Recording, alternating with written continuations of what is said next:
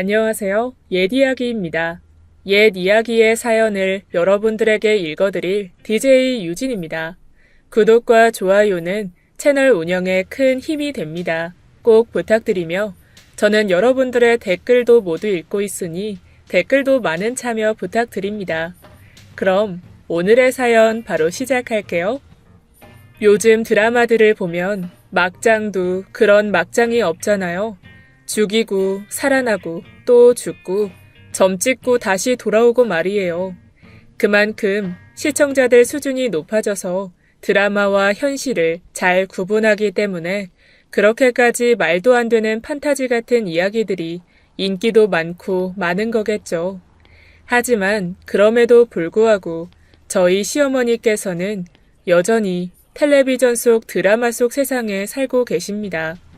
나쁜 시어머니에게 뺨을 후두려 맞아도 나는 괜찮아 하는 캔디 같은 여주인공, 그런 며느리를 꿈꾸고 계셨던 분이거든요. 물론 전 그런 천사 같은 며느리는 전혀 아니고 오히려 눈을 부라리며 소리를 지르는 악녀 쪽이 더 맞겠네요. 안녕하세요. 망상 속에 살고 있는 시어머니와 현실 속에 살고 있는 30대 악녀 주부입니다. 앞서 말씀드린 제 시어머니께서는 처음 만났을 때부터 뭔가 남다르셨습니다. 결혼을 앞두고 남편과 시어머니가 처음으로 식사를 하게 된 자리였어요. 첫 인사를 드리고 너무 긴장이 돼서인지 전 화장실에 자주 갔습니다. 부글거리는 배를 쥐고 앉아있는데 바깥에서 통화하는 듯한 소리가 들려왔어요. 그런데 목소리가 방금 인사드린 시어머니이신 거예요. 그래서 창피해서 숨죽이고 칸에 들어가서 안 나오고 있었어요. 숨소리도 낮춘 채 말이죠. 그리고 아무도 없다고 생각하셨는지 이어서 큰 목소리로 친구분과 통화를 나누셨어요. 그런데 쭉 듣다 보니 제 이야기를 하시더라고요. 아니, 오늘 처음 봤는데 왜 그 있잖아. 일일 드라마에 나오는 그 나쁜 년. 그 년이랑 어쩜 그렇게 똑같이 생겼는지 쌍둥이같이 생겼더라니까. 쎄해. 아주 쎄하게 생겼어. 별로야 인상이. 제가 무슨 드라마에 나오는 나쁜 배역의 주인공을 닮았다나 뭐래나 그래서 첫인상이 별로라고 친구분께 토로하시는데 슬슬 기분이 나쁘더라고요. 거의 30분을 넘게 그 나쁜 년에 대해서 말씀을 하셔서 전 나가지도 못하고 앉아 있었어요. 마지막으로 시어머니는 집안 배경이 어느 정도인지 확인하고 결혼을 시키든지 말든지 한다고 말도 안 되는 소리를 하시고는 통화를 끝내셨습니다. 전 숨죽이고 있다가 시어머니가 나가시고 나서야 씩씩댔어요. 분명 인사드릴 때는 그렇게나 세상 좋게 인사하시고는 딸같이 생각하겠다고 하시더니 딸은 무슨 처 죽일 년 닮았다고 그 난리를 피시는데 참 할 말이 없더군요. 전 자리로 다시 돌아와 아무렇지 않은 척 앉아 있었어요. 그런데 시어머니께서 제게 이런 말을 하시더군요. 혹시 집안 배경이 어떤지 말이에요.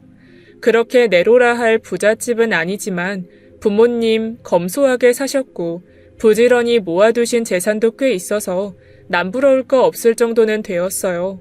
그래서 겸손하게 말씀드렸죠. 부모님 명의로 아파트 한 채가 있다고 말이죠. 그랬더니 시어머니의 기대에 가득 찬 눈빛이 바로 풀어지더니 굉장히 씁쓸하다는 듯 아, 그러니? 그러고 마시더군요. 사실 아파트 말고 시골에 논도 있고 그 외에 임대료를 받고 있는 건물도 있지만 솔직히 제 것도 아니고 부모님 것이니 말로 꺼내지 않았습니다. 얼굴 비추고 인사드리는 자리지 재산 자랑하기 대회는 아니잖아요. 그리고 남편에게 듣기로는 시댁 형편이 썩 좋지 않아 보여서 더더욱이 말하지 않았거든요. 그런데 재산 이야기를 하고서부터 시어머니 반응이 시큰둥했습니다. 결혼식은 어떤 식으로 진행할 건지 몇 번 더 물으시고는 바로 예단 이야기로 넘어갔어요. 시어머니께서 갖고 싶으신 모피코트와 진주 목걸이가 있는데 그건 꼭 예단 리스트에 넣어두라고 말이죠. 가격대와 메이커까지 콕 집어서 말씀하시는데 너무 얌체 같아 보였어요. 저희 친정에서는 예단이라기보다는 앞으로 둘이 사는데 필요한 걸 사라고 한사코 필요 없다 하셨거든요. 그리고 요즘 누가 예단을 리스트 짜서 결혼 거래하듯이 하나요? 8, 90년대도 아니고 말이죠. 말 그대로 성의만 표하면 되는 건데 시어머니의 요구는 도를 넘어섰습니다. 옆에서 듣고 있던 남편도 조금은 민망했는지 친정 부모님 이야기를 꺼내주면서 시어머니도 작작하시라는 듯 눈치를 주었어요. 그랬더니 헛기침 몇 번 하시더니 남편에게 눈짓을 하다 더 이상 말을 꺼내지 않으셨습니다. 시어머니 말씀대로 제가 그 일일 드라마 속 악녀 같다면 시어머니는 드라마 속 못된 시어머니 같았어요.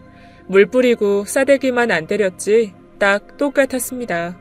친정에서 내어준 집이 있어서 신혼생활을 거기서 하고 싶었어요. 그런데 시어머니께서는 죽어도 결혼하고 3년은 꼭 같이 살아야 된다는 거예요. 싫다고 울고불고 난리를 치는 제게 남편은 빌고 또 빌어 3년만 참아달라고 했어요. 시어머니 혼자 계시니 걱정이 되기도 하고 며느리랑 살아보는 게 시어머니 소원이니 조금만 기다려달라고 말이죠. 진짜 착한 남편 하나 믿고 결혼했습니다. 저 남편은 내세울 거 하나 없어요. 직업도 그저 그런 일반 사무직 직원일 뿐이고 30이 되도록 어려운 형편 때문에 모아놓은 재산도 없었거든요. 내세울 거라고는 정말 착한 성격에 순한 태도, 절 너무나도 아껴주는 모습뿐이죠. 친정 부모님도 남편 배경은 마음에 안 들어 하셨지만 만나보고 바로 승낙하셨어요. 그 정도로 사람이 괜찮다 하는 남자예요. 그런데 어떻게 그런 남편에게서 그런 어머니, 시어머니가 존재할 수 있는지 의문이었죠. 콩 심은데 가끔 꽃이 나기도 하나 봐요. 아무리 그래도 그런 남편 어머니이시니까 다를 거야. 다르겠지. 마음을 다잡고 시어머니와 잘 지내보려 마음에도 없는 살가운 노력을 했습니다. 늘 텔레비전을 끼고 사시는 분이셨는데 거의 TV에 들어가시다시피 빠져서 보고 계시길래 간식을 챙겨서 시어머니 옆에 앉았어요. 몰입을 하셔서 추임새까지 중간중간 넣어가면서 보시더라고요. 그러다 극 중에 시어머니께 선물을 하는 며느리가 나왔는데 그걸 한참 보시다가 말없이 저를 바라보시는 거예요. 봤지? 넌 뭐 없니? 라는 듯이 말이에요. 딱 그런 눈빛이었죠. 그러다 한숨을 크게 쉬고서는 제가 챙겨드린 쿠키를 와그작 씹어 드셨습니다. 그래서 갑자기 신혼여행 때 사둔 머리핀이 생각이 났어요. 후다닥 달려가서 챙겨서는 시어머니께 드렸죠. 여행 때 돌아다니다가 시어머니 생각이 나서 사뒀던 거라면서 말입니다. 그런데 그 핀을 받으실 때부터 영 탐탁지 않은 표정이시더니 케이스를 열어보지도 않으시고 고맙다 하고는 간식 접시 옆에 툭 놓으셨습니다. 그리고는 아휴, 저 시어머니는 무슨 복이야. 며느리가 옷반지도 다 해주고 난 전생에 업보가 많아서 그런가 꿈도 못 꾸겠다 저런 건. 그렇지 며느라가? 아예 대놓고 이딴 삔쪼가리 말고 저런 값비싼 옷반지나 사놔라 라고 하시더군요. 그 후에도 드라마 속 며느리 얼굴과 제 얼굴을 비교하시면서 저기 며느리는 눈썹이 딱 처져서는 순둥해 보이는데 너는 눈썹을 그린 거니 문신한 거니 원래 그런 거니 그깟 눈썹 하나로 트집을 30분간 하시는데 기가 다 빨리는 느낌이었습니다. 전 그저 호호 웃으며 새로 눈썹 문신해야 할까봐요 하면서 속없이 굴었죠. 속으로는 그럼 뭐 어떻게 해? 다시 태어날까? 이를 갈고 있었지만요. 시어머니의 하루 일과는 대부분 드라마 시청이셨어요. 그게 제겐 고문과도 같았습니다. 드라마이다 보니까 일반 가정보다는 부잣집들이 배경으로 많이 나와요. 그래서 눈이 높아지신 건지 자꾸 그런 집과 저를 비교하셨어요. 아가야, 저것 좀 봐라. 저기 친정부모가 시댁에 한우를 보내는구나. 귀한 아들 줘서 고맙다고 말이야. 세상에, 그렇지. 아들이 귀하지. 아무리 부잣집 딸이어도 아들만 할까? 오죽하면 저런 걸 갖다 바치겠어. 안 그러니? 당연하죠. 드라마 속 남자는 찢어지게 가난하고 처가살이하면서 영혼을 팔고 있는데 그깟 한우가 별건가요? 고기 좀 쥐어주고 남의 아들 더 부려먹겠다는 건데요. 너무 앞뒤 없이 딱 그 부분만 제게 알려주면서 부러워하시는데 시어머니 아들이 귀하니 뭘 갖다 바치라는 건지 이해하기 어려웠어요. 너무 짜증이 나서 남편한테 퇴근하는 길에 한우 좀 사오라고 시켰어요. 여보, 올 때 정육점에서 소고기 좀 사와. 왜요? 아이, 고기 먹고 싶어요. 네, 사가지요, 마님. 아니, 나 말고 네 엄마가 드시고 싶으시대. 빨리 와. 소처럼 뛰어와. 남편은 분위기를 감지하고 정말 빨리 왔습니다. 때 아닌 고기 파티를 했죠. 그런데 저녁을 먹는 와중에도 시어머니의 불만은 끊임이 없었습니다. 제게 그새 힘든 남편한테 고기를 사오라고 심부름시킨 거냐며 내가 드라마 보면서 그랬나 보다 한 거지 무슨 소고기 먹고 싶다 한 거냐면서 끊임없이 중얼거리시는데 소고기가 고무처럼 씹히더군요. 전 또 속에도 없는 말을 늘어놓으며 그 자리에 분위기를 달래드렸습니다. 남편은 제 눈치를 보며 고기를 구워대느라 한 입도 먹지 못했고 말이죠. 저도 요령이 어느 정도 생겨서 시어머니께서 드라마 속 꿈의 나라와 비교를 하실 때면 시어머니의 아들인 남편을 족쳐서 대충 때웠어요. 전 악녀니까요. 시어머니의 눈이 정확하셨어요. 하지만 점점 시어머니의 귀여운 수준의 비교가 스케일이 커졌습니다. 제가 대충 때우는 게 너무 얄미우셨는지 제게 드라마 제목까지 알려주면서 저 드라마에서 예단을 이렇게 해주더라. 저렇게까진 바라지 않아도 네가 예단을 하나도 안 해왔으니 이 정도 성의는 보이라고 아예 리스트를 적어서 제게 주시더군요. 꼭 제게 맡겨두신 것처럼 말입니다. 보아하니 그놈의 예단 드릴 때까지 계속 이야기하실 것 같아서 큰맘 먹고 해드렸어요. 진주 목걸이, 가죽 가방, 모피코트, 금목걸이 거의 먹고 떨어져라 라는 생각으로 드린 거죠. 그랬더니 옳다커니 싶으셨는지 점점 강요가 커졌습니다. 가끔 친구들 만날 때 친구분들이 차를 끌고 오시는데 시어머니만 없으시다면서요. 그건 너무 귀여우시다 못해 웃겼어요. 시댁에 주차장이 없는데 차를 어디에 둘까요? 이고지고잖아요. 게다가 시어머니는 장롱면허시라 운전 잘 못하실 텐데 그 좋아하시는 은팔찌 철컹철컹 차고 싶으셔서 그러시는 건지 상황에 맞게 구매해야 한다고 단호하게 말씀드렸습니다. 해드릴 순 있지만 남편도 지하철 타고 다니고 저도 길이 복잡해서 제 소형차 친정에 두고 왔고 말이죠. 그랬더니 입이 삐죽 나오셔서는 되게 서러워하시는 거예요. 다른 며느리들은 시어머니 혼자 계시면 적적하실까봐 이런저런 거 사준다면서 말이죠. 그놈의 다른 며느리들이 누굴지 대충 예상이 갔죠. 주말 드라마 며느리? 그 며느리 바람 피우잖아요. 일일 드라마 속 며느리? 그 며느리 시어머니 보험료 노려서 죽이려고 오늘 내일 하잖아요. 연예인 누구 며느리? 거긴 시댁에서 빌딩을 두 채 사줬던데요. 하다 정도가 너무 심해지셔서 화가 났습니다. 주는 거 없이 그렇게 바라시기도 쉽지 않은데 지치지도 않으시는구나 하고요.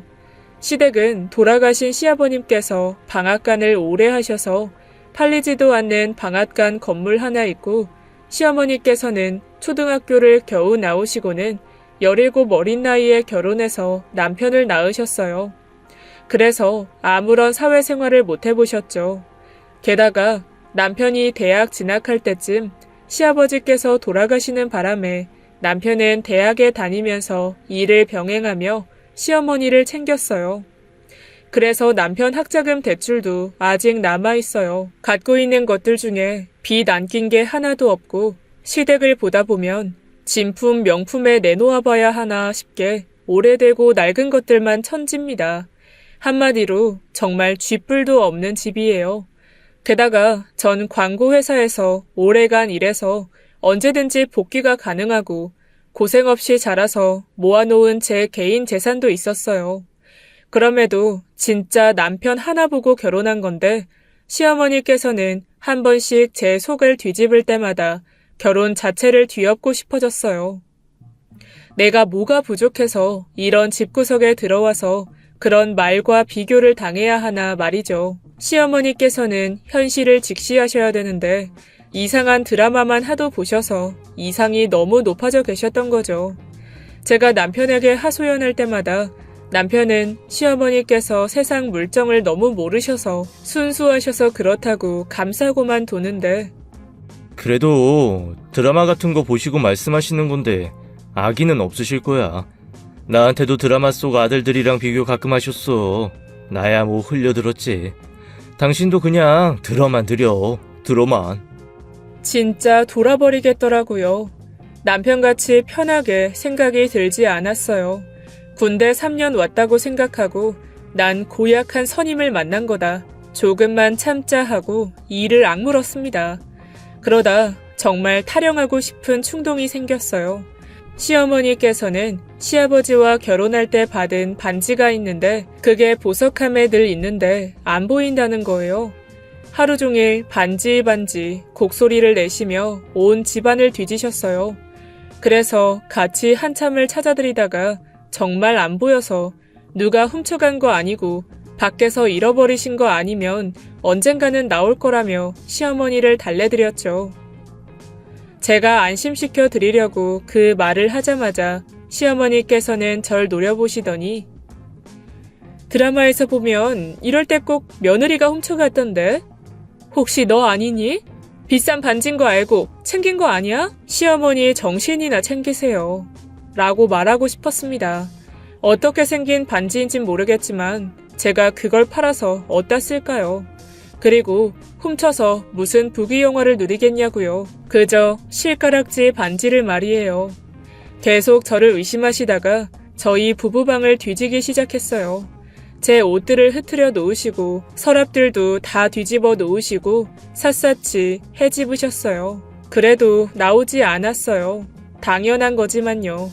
씩씩 대시더니 바로 제 몸을 만지시는 거예요. 가지고 있냐고 말이죠. 그래서 저도 참다 한 소리를 했습니다. 어머니, 정말 해도 너무 하시는 거 아니에요? 제가 예단이라고 진주 목걸이도 해드렸잖아요. 그런데 제가 뭐가 부족해서 보지도 못한 그 반지를 훔쳐요. 작작하세요. 그제야 시어머니께서는 민망한지 그냥 보여서 뒤져봤다 하시고는 방을 나갔습니다. 전 그래도 분이 안 풀려서 뛰쳐나가서는 홧김에 금가락지를 하나 사서 드렸습니다. 그 정도로 전 정말 아니라고 말이죠. 그랬더니 바로 웃음을 띠시면서 뭐 이렇게까지 하냐고 멋쩍어 하시는 거 있죠. 그리고 어이없게도 그렇게나 찾으시던 반지는 얼마 뒤 세탁기 안에서 나왔습니다. 돌리는 내내 뭐가 덜거덕거리길래 꺼내보니 전 무슨 열쇠고리 링인 줄 알았어요. 녹슬고 오래된 은색 반지. 제가 버리려고 하니 시어머니께서 마구 달려와서는 그 반지라고 하시더군요. 제 손에서 뺏어 드시고는 이제야 찾았다 하시더라고요. 그제야 생각이 났습니다. 이게 그 훔쳐갔다고 난리쳤던 그 반지구나 하고 말이죠. 곱절은 비싼 금반지를 왜 해드렸지? 후회했어요. 남편에게 반지 도난 사건도 말해주었어요. 그리고 제가 의심받아서 금반지를 해드렸는데 너무 아깝다고 말이죠. 그랬더니 속없는 남편이 참으로 감성적인 말을 하더라고요. 금반지가 더 비쌀지는 몰라도 어머니께는 그 은반지가 더 가치가 있을 거야. 아버지가 생전에 해주신 거니까. 그걸 지금 내가 몰라서 하는 말이 아니잖아. 내가 도둑이 될 뻔했다고. 당신 도둑 맞잖아. 내 마음의 도둑. 분위기 파악해라. 남편은 그저 그때그때 제 마음을 풀어주기 급급했어요. 하긴 뭐 어쩌겠어요. 자기 하나뿐인 엄마인데 둘 사이에서 힘들겠죠. 이해는 하는데 하루 종일 시어머니와 붙어있는 저로서는 가상의 며느리들과의 비교가 너무 힘들었습니다. 그렇게 시댁에만 신경을 쓰던 중에 친정 부모님 결혼기념일이 다가왔어요.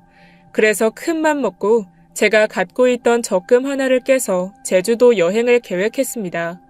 항공권을 예매하고 숙소를 예약하고 있는데 제가 하고 있는 걸 빤히 보시던 시어머니께서 물었어요. 뭐 하는 거냐고 말이죠. 친정 부모님 결혼기념일이라서 효도라도 하려고 여행 보내드린다고 말씀드렸죠. 그랬더니 갑자기 한숨을 막 쉬시면서 하시는 말씀이 안 그래도 엊그제 본 드라마에서 며느리가 시어머니 온천 여행을 보내주더라. 너무 부럽더라. 나는 일본 온천 여행 언제 가보냐면서 또 비교를 하시는 겁니다. 순간 후회했어요. 친정 부모님 여행 보내드리는 거 입 다물고 있을걸 하고 말이죠. 그때가 하필 여행철이라서 텔레비전만 틀었다 하면 여행에 대해서 나오고 홈쇼핑에서도 여행 패키지 상품을 팔고 난리도 아닌 거예요. 그러니 나올 때마다 시어머니께서 입버릇처럼 계속 말씀을 하시는 겁니다. 친정은 챙기고 자신은 무시하는 거냐면서 아이고 이래서 딸 가지면 비행기 태워준다더니 그게 딱 맞는 말이라며 계속 비꼬시는데 결국은 질려서 일본 온천 여행을 보내드렸습니다. 그것도 가장 비싼 코스로 친구분 3분 것까지 같이 말이죠. 전 텅 빈 통장을 보면서 피눈물을 흘렸지만 적어도 여행 가신 기간 동안은 아쉬운 소리 듣지 않아도 돼서 좋긴 했어요. 시어머니께서 드라마를 하도 보시니 안 계시는 동안에는 소리가 나는 그 어느 것도 켜두지 않고 모두 꺼두었습니다. 그리고 남편과 정말 오랜만에 신혼 분위기를 느꼈습니다. 그래도 남편이 눈치는 있어서 시어머니 안 계시는 동안 제게 정말 잘했어요. 친정 부모님께도 찾아가서 밥도 사드리고 제가 시어머니께 털리고 있는 동안 남편은 그런 저를 위해 알게 모르게 효도를 많이 했더라고요. 몇 번씩 친정 부모님께 연락이 왔습니다. 사위 정말 잘 얻은 것 같다고 말이죠. 딸인 저보다 더 연락을 많이 해주고 잘 챙긴다고요. 그래서 잠시간은 분노가 좀 사그러들었습니다. 그런데 그게 약발이 오래는 못 가더라고요. 시어머니는 드라마빨로 절 계속 뒤흔드셨거든요. 일본 여행을 다녀오시고 한동안은 별말 없으시더니 새로운 드라마는 계속 나오고 드라마 속 며느리들은 계속해서 진화를 하니 다양한 비교와 예시가 쏟아졌습니다. 금품 요구에 이어서 말투와 태도를 트집 잡기 시작했어요.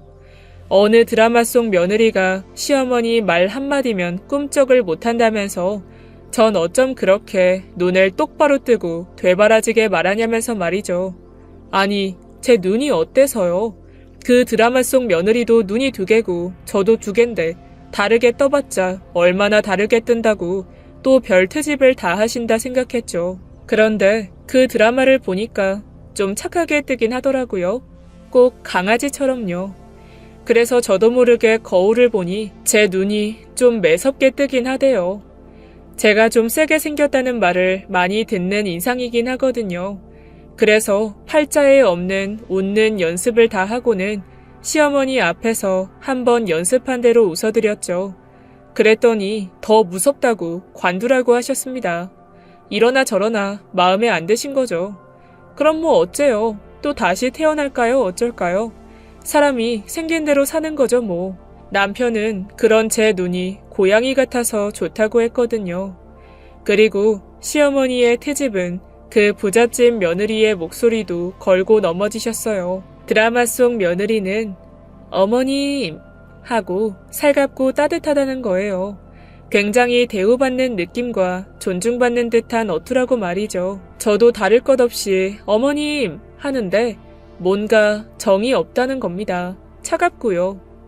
뭐 드라마 속 며느리는 알고 보니 시어머니가 친엄마였어요. 그럼 지 엄만데 다정이 우러러 나오겠죠. 저는 하루에도 12번씩 시어머니께 정이 떨어지는데 역시나 감출 수 없었나 보죠. 몇 날 며칠 가상인물들과의 비교에 이골이 난 저는 시어머니께서 보시는 드라마를 공부하기 시작했어요. 정말 드라마 속 며느리랑 똑같이 하면 좀 달라질까 싶어서요. 그런데 보면 볼수록 절대 같아질 수가 없더라고요. 아주 도라이들이에요. 한참을 보다가 포기하고 내려놓는데 저도 시어머니와 닮아가는 건지 반대로 극중의 시어머니들이 보이더군요. 가상의 며느리들과 같이 만만치 않은 그 시어머니들, 그들을 보다 보니 꾀가 나더라고요. 나도 반대로 시어머니께 드라마 속 시어머니들과 비교를 해야겠다 하고 말이죠. 진짜 드라마들 인물 구도와 캐릭터 설정을 다 파고 들었습니다. 만반의 준비를 한 뒤에 시어머니와 함께 그 드라마들을 보는데 혹시나 했는데 역시나 다시금 시어머니의 비교가 시작됐죠. 저 며느리 좀 봐. 시어머니 데리러 차 끌고 오는 것 봐. 얼마나 착하니? 아, 저 시어머니가 그 차 사준 거거든요. 제 말에 순간 정적이 흘렀습니다. 시어머니는 할 말이 없으셨는지 방 안으로 들어가시더라고요. 전 속으로 쾌재를 외쳤죠. 현재 스코어 1대 0. 시작부터 좋더라고요. 남편과 함께 셋이서 밥을 먹는데 드라마 속 며느리가 생선을 하나하나 다 발라서 극중 남편에게 먹이는 모습이 나왔습니다. 그러자 역시나 시어머니께서는 그 장면을 놓치지 않으시고 아이고 남편한테 잘하는 것 좀 봐. 너무 싹싹하고 이쁘지 않니? 저 남편 엄마, 극중 시어머니가 저 며느리한테 전 재산 상속하기로 했거든요. 당연히 저 정도는 해야죠. 생선이 뭐예요? 저라면 고래살도 발라줄 것 같은데요? 다시금 분위기가 싸해졌어요. 말없이 밥을 먹기 시작했습니다. 2대 0, 온전한 저의 승리였죠. 남편은 제 옆구리를 슬쩍 찌르더니 눈치를 주더라고요. 그래서 저는 젓가락으로 남편 손등을 찍었습니다. 생선 말고 손등을 발라주기 전에 가만히 있으라고 말이에요. 저의 여태껏 말 못할 서름을 그 누가 알까요? 전 세상에서 비교가 제일 나쁜 것 같아요. 이렇게 극단적으로 해야 시어머니께서 그 나쁜 버릇을 고치실 것 같았고 말이죠. 그러던 어느 날 저는 시어머니와 버금가는, 아니 더 하신 분들 6분을 더 얻게 되었습니다. 시어머니께서 외출하시다가 횡단보도에서 살짝 차에 치이셨어요. 부딪히는 수준이었는데 나이가 있으시다 보니 놀래서 넘어지시면서 다리를 다치셨습니다. 그래서 한 달 정도 물리치료를 받으시면서 입원을 하셨죠. 입원하신 병실에 또래의 어머님들 6분이 계셨습니다. 연배가 비슷하시다 보니 금세 친해지셨더라고요. 그런데 보시는 드라마도 비슷하셨던지 제가 병실에 들어서자 쑥덕쑥덕 하시는데 대충 감이 오더라고요. 네, 제가 그 나쁜 년 닮은 며느리입니다. 한바탕 시어머니께서 제 이야기를 하신 것 같았어요. 그리고 병실 안에 텔레비전이 있는데 매일 시어머니께서 보시던 드라마가 하고 있었어요. 어김없이 보시면서 이야기를 하시는데 시어머니 같은 분 6분이 말을 보태시는데 혼란스러웠어요. 극중 며느리가 남편을 배신하고 돌아서는데 여기저기서 욕이 난무했습니다. 저거 저럴 줄 알았다. 생긴 것부터가 그럴 것 같더라면서 말이죠. 아니, 참하고 강아지처럼 생겼다면서요. 그러다 그 여우같이 생긴 여배우가 일편단심으로 남편 역 배우에게 접근하자 또 웅성웅성하기 시작했어요. 원래 생긴 거 저렇게 세게 생긴 애들이 오히려 뒤에서 호박씨 안 까고 의리 있다고요. 어머님들의 순간순간 변하는 그 마음이란 귀여우시면서도 무논리에 헛웃음이 났습니다. 그러다 드라마 속 시어머니가 며느리를 안아주고 잘 챙겨주는 장면이 나오길래 저도 모르게 아휴, 저런 시어머니만 있으면 고부 갈등 같은 게 왜 있겠어요. 너도 나도 시집살이 하려고 들겠죠. 엄마보다 좋은 시어머니인데 무슨 저런 말도 안 되는. 순간 병실 안의 모든 분들이 절 쏘아보더라고요. 사리를 느꼈어요. 입을 꾹 닫고 사거나 깎았습니다. 머릿수로 안 되겠더라고요. 2대 1, 시어머니께서 빨리 퇴원하시길 기원했습니다. 그렇게 7 시어머니들의 눈치를 살피다 겨우겨우 탈출했어요. 집으로 돌아오신 시어머니께서는 몇 주간 저를 더 부려먹으시더라고요. 아이고, 아이고, 어디가 쑤시다, 아프다, 곡소리를 하시면서 말이죠. 그러려니 다 맞춰드렸습니다. 그런데 나이롱도 나이롱 나름이지 옵션으로 또 그놈의 드라마랑 비교를 하시니 결국 저도 폭발해버리고 말았어요. 홀어머니와 살고 있던 아들이 부잣집 여자를 만나면서 가난한 옛 연인은 버리고 인생이 변하는 건데 저를 무슨 그 배신당한 가난한 여자 취급하면서 계속 말씀을 하시는 거예요. 요즘에는 이혼이 흉도 아니다.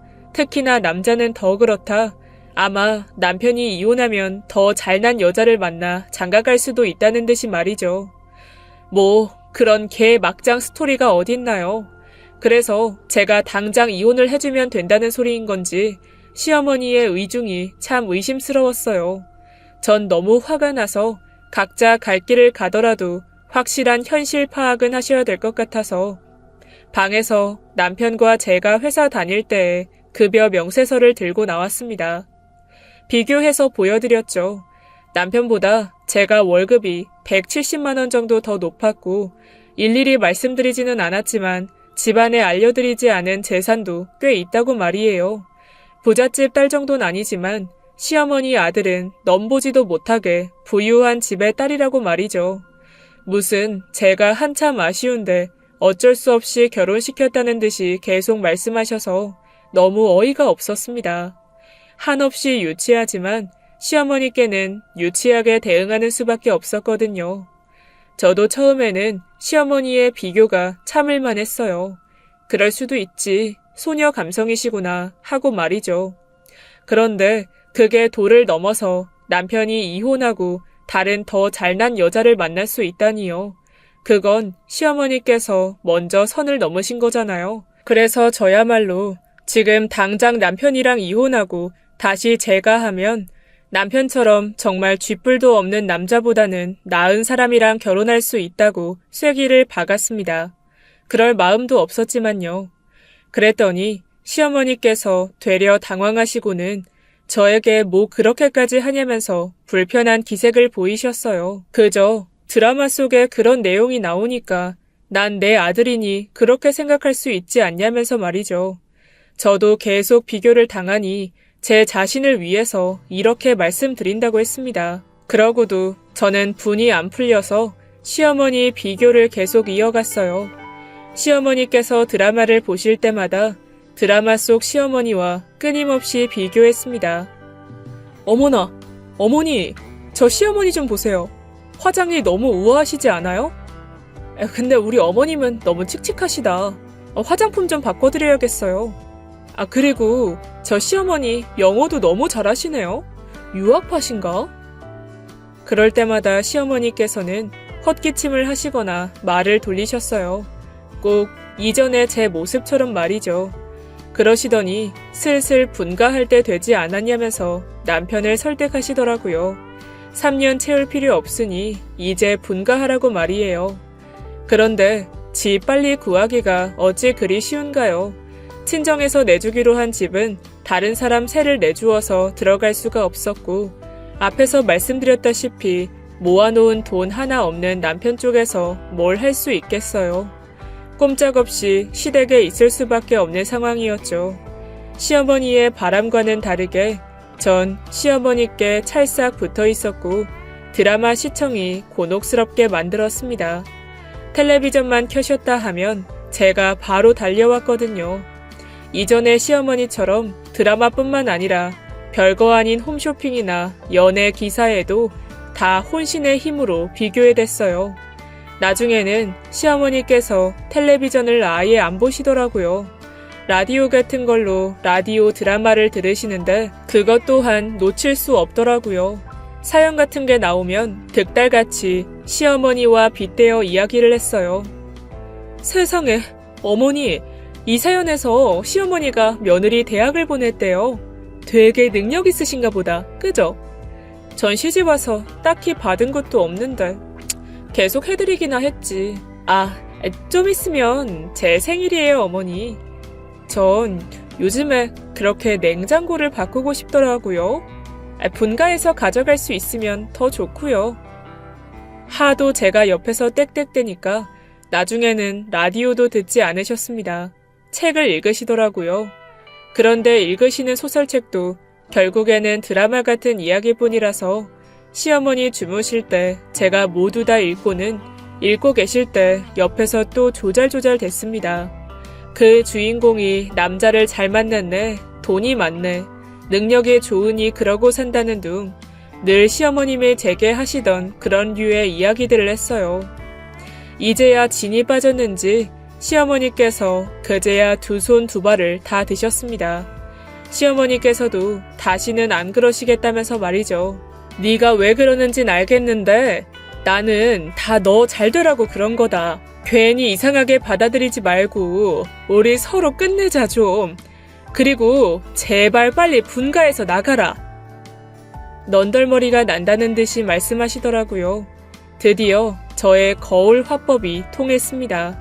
승리한 게 썩 기쁘지는 않았어요. 계속 상처받을 말만 하니 제가 진짜 나쁜 년 같기도 하고 한편으로 죄책감이 많이 들었거든요.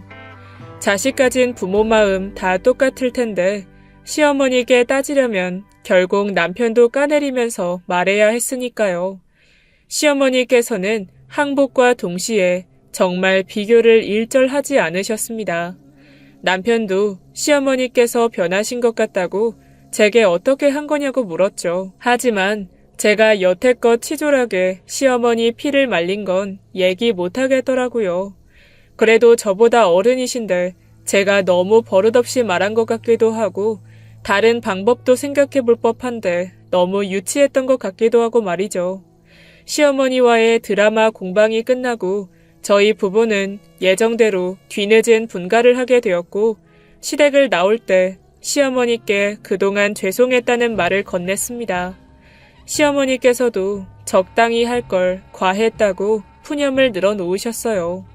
그래도 미혼정이라도 든 건지 드라마들을 볼 때마다 시어머니가 많이 생각이 나더군요. 아, 또 저런 장면 나왔네. 아주 반복되는 스토리구나 하면서도 이거 시어머님이 보셨으면 나한테 저 며느리는 하셨을 텐데 하면서 웃음이 나곤 했습니다. 시어머니께서는 여전히 드라마를 즐겨보세요.